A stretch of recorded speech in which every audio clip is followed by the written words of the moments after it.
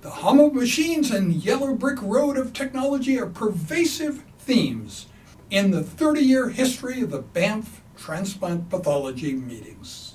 When one listens to the audio recordings and watches the video from the first Banff meeting in 1991, one is struck by how much we've been influenced by technology from the very beginning. One can hear the hum of the slide projector. In the next few years, we were spending over $15,000 a year on fax charges, and then with the advent of the internet in 93, 94, that dropped to zero. So one watches the trailer, just concluded Banff meeting. It's hard to imagine where we would be without digital pathology, regenerative medicine, and single-cell transcriptomics. The 30-year anniversary 2021 Banff meeting in Banff, Alberta, Canada will be the first live-streamed Banff meeting and the second with live polling. Can't get much more technological than that. The technology behind the anti-rejection drugs we use and the ones tested in clinical trials that use the Banff classification central slide review as the endpoint is also very impressive to contemplate. It's also amazing how Banff has been a nidus for crystallizing solutions to big picture issues such as recruitment, man-woman power in pathology and laboratory medicine generally, and bringing the fields of transplantation and regenerative medicine together to create a positive medical future.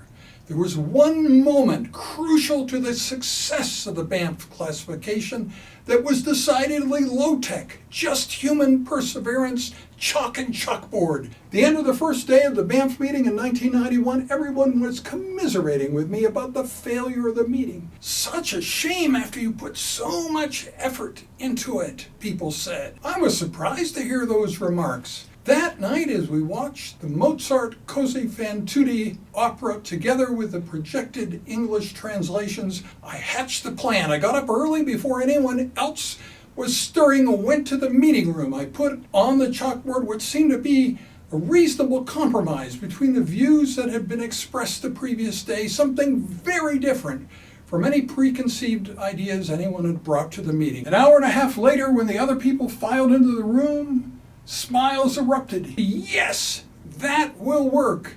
And the Banff classification was born.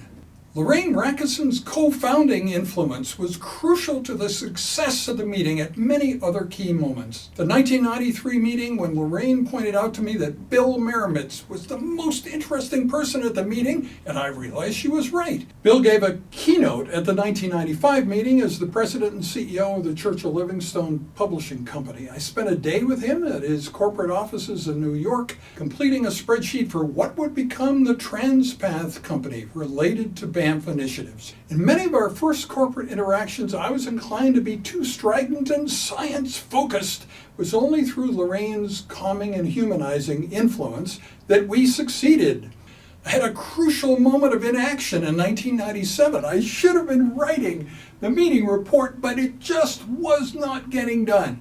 Lorraine completed the draft I was supposed to be writing, put her name on as first author, and the Banff 1997 classification, the basis for all future classifications, was born. Bob Colvin also deserves credit for the initial compromise between CCTT and Banff in 1987 for the high quality of the consensus discussions that continued after that. Not all of us involved were born diplomats. Bob was a little closer to that than the rest of us, and with the very best science as well. There's 167 slideshows showing on the history and spirit of the Banff classification on the back wall of my cybernephrology office and in Alex Lupi's office in Paris. Alex, who is a major force behind our Banff meeting programs, contributed to the appearance of the cybernephrology office by suggesting the traffic lights. The cardboard cutouts of me were Michael Mengel's idea. Dr. Mengel will replace me as chair of the Banff Foundation on December 31st, 2019. The Wizard of Oz Yellow Brick Road theming in the room is a tribute to Ashita Moki's positive influence on the functioning of the cybernephrology office and the many successful videos we shot there. This green screen video has more narrative and fewer pictures than the slideshow on the wall screen. We hope it will complement the slideshow and enhance understanding of what the Banff process is all about. In the closing remarks to the just concluded 2019 Banff Transplant Pathology meeting in Pittsburgh, reference was made to our communications magic that enhances dissemination of information from the Banff consensus process. These green screen videos are very much a part of that magic. Enjoy!